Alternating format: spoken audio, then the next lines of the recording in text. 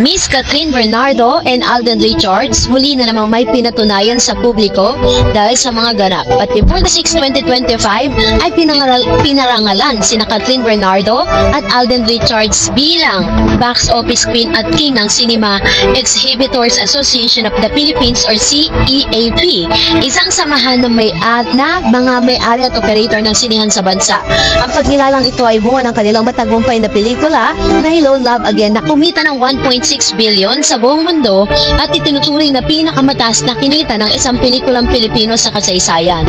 Ang Hello Love Again ay sequel ng 2019 blockbuster na Hello Love Goodbye sa direksyon ni Direk Cathy Garcia Sampana ay muling ginampanan ni Catherine at Alden ang mga karakter na sina Joy at Ethan na ngayon ay muling nagtagpo sa Canada matapos ang 5 taon ng paghiwalay sa Hong Kong. Ang pelikula ay nilabas noong November 13, 2024 at agad na nagpakita ng kahangahangang performance sa takilya.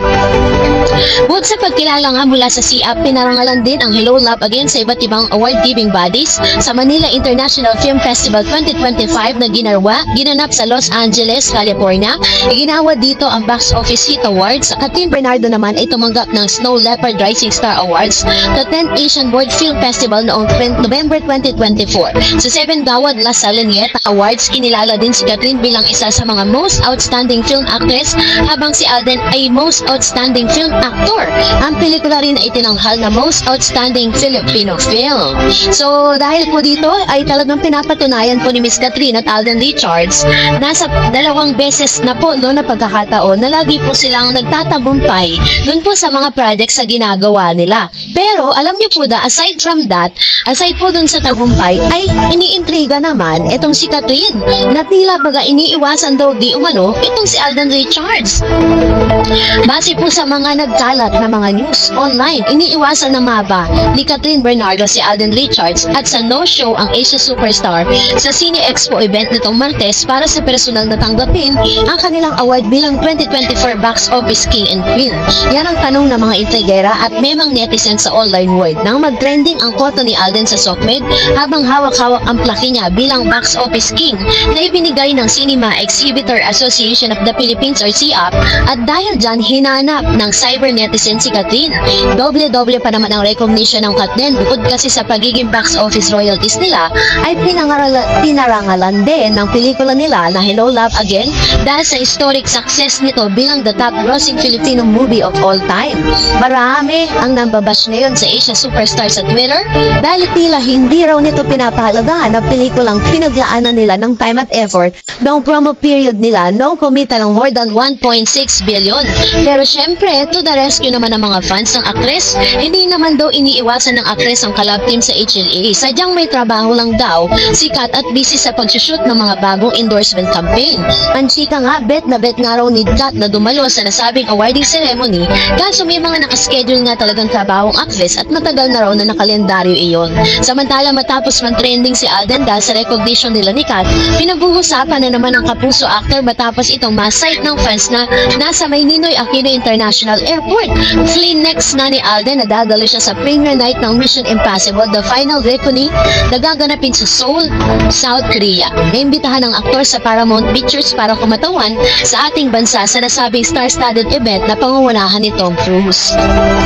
So isa ito po sa mga palatandaan na wala pong iwasan na nagaganap between Catherine and Alden Richards dahil kung titignan natin kung pag-aaralan natin bakit naman iiwas si Miss Catherine. Diba, isang malaking pribilehiyo po na humarap ka sa publiko at tumanggap ng mga prestigious award. Ba't naman siya iiwas? So isa sa mga kadahilanan kung bakit hindi po siya present sa mga award-giving bodies na ito dahil sa hectic schedule nga ni Miss Kat. May kita naman natin na inilabas ng kanyang team yung mga ginawa niya sa mga previous days, diba? Dahil sobrang ang dami po mga TBC, TV commercials, and mga endorsement na kailangan niya pong i-renew, na kailangan niya pong gawan ng panibagong mga billboards. Kaya nga kahit na dun sa taas ng EDSA, diba? Talagang makikita natin yung pagmumukha doon ni Miss Catherine. It only shows how hot and how prominent Miss Catherine is. So dahil dyan, ito naman ang ilan sa mga komento ninyo patungkol naman sa ating latest update. Tunayin natin si SL Con. Sabi nga, Tigilan nyo na si Kat. Solo era siya ngayon. Ibig sabihin, kahit sino pwede niya makasama. Hindi porket magkakateleserye sila ni James. Hanggang dun lang yun. Hindi ibig sabihin na magkakalab team na sila. Huwag i-push ng push ang Kat din. Collab lang sila sa movie, not a lab team. And never be na magkakalab team dahil hindi sila same management. Ayan. So, tama yung sinabi dito ng Miss SL Con, ano? Huwag natin masyadong ipilit, diba? Kasi, tatlo naman na hindi sila magkaparehas ng network. Kaya imposible na magiging permanent lab team sila. Maaaring bibigyan sila ng mga projects na yun po ay nasa pag-uusap po ng dalawang network. Sabi ni Gis Panat, fun. It's time talaga na i-partner na sa iba't ibang aktor si Catherine. Tagal ng panahon na napako lang siya kay Daniel Padilla. Tumatanda na siya. Si Alden matagal nang ipinapartner sa iba't ibang actress. So isa yan sa mga natutunan kasi ni Miss Catherine kay Alden, diba? Si Alden kasi ayaw niyang mapirme sa isang lab team lang. Gusto niya lahat ma-partner niya. Gusto niya lahat makagawa siya ng projects. Kasi nga naman, danger po kasi when it comes to permanent lab team. Diba? Pag nagkaroon kayo ng conflict, nagkakaroon po ng problema yung career ng isang artista. Kaya ganoon po yung mentalidad niya. Sabi ni Simple C, yung Rolando na nag-comment tungkol kay Katrina sa kang pakisabi sa kanya na nobody's perfect and I bet not compared to Katrin. He's nothing. Katrin does a great job. She's beautiful inside and out and she's successful and blessed. I wonder what the guy Rolando has something to prove. I bet he's nobody. What's a judgmental jerk? Which is true, diba? Dami po kasi mga judgmental sa comment section at the same time, ang daming mga pintasero at pintasera na mga akala mo mga perfecto, diba? So, we have the right to write down our comments sa comment section but it doesn't mean na kailangan natin mambastos or kailangan po natin ipakita yung rudeness ng isang tao, diba? Sabi ni Kierian Fadilla, kung iba kasama ni Kat, maglaylo muna kami sa panonood. And sabi ni Evan Mordeno, hello si Alden, ayaw muna ng teleserye, iba ang partner ni Catherine. Ayan, so, ang usap-usapan po kasi si James Reid po talaga kasi binubuhay nila yung career ni James. Mula kasi na naghiwalay sila ni Mr. Dean Lustre, unti-unti kasing parang medyo naglumamlam yung kanyang karera. At ngayon, si Catherine Bernardo ngayon, ang kanilang hinaharap, sabi ni Miss Piggy Yu. Hindi bagay kay Kat si James Reid. Ewan ko ba, never ko nagustuhan yan sa pag-arte. Lalo nakukulangan ako. Magaling pa si Joshua at Donnie. Ang dami ng mga artista ng ABS. But sa isa pang ewan. Alam niyo, totoo yan.